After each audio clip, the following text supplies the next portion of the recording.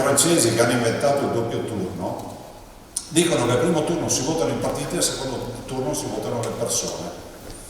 Noi ci siamo, pensiamo di avere il candidato migliore. Getta il cuore oltre l'ostacolo Luca Zaia nel sostenere ancora una volta la candidatura di Piero Garbellotto a sindaco di Conegliano, l'uomo giusto, dice il presidente del Veneto, per dare una svolta alla città del Cima. Le abbiamo provate tutte noi in questi anni, noi coneglianesi, senza nulla togliere a tutti quelli che hanno amministrato, ci mancherebbe. Però è pur vero che se ancora oggi stiamo parlando di piano Zanussi, il problema di viabilità, dello spopolamento della città, del tema che mancano i parcheggi, del tema dei negozi che si spopolano, basterebbe andare a Biscione. Se tutto questo ancora è oggetto di campagna elettorale vuol dire che qualcosa non funziona. Allora la soluzione per noi è quella di cambiare totalmente registro. Si chiama Piero Garbellotto la soluzione.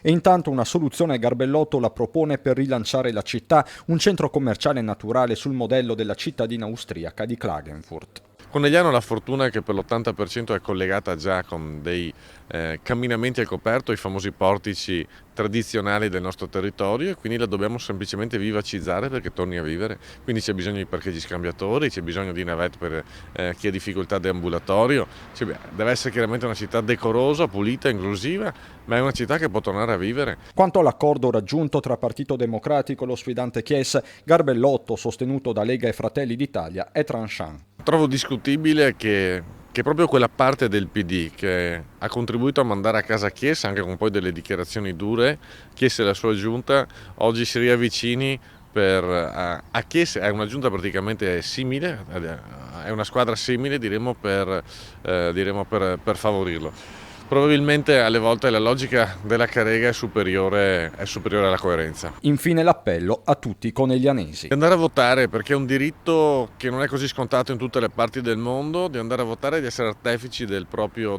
futuro.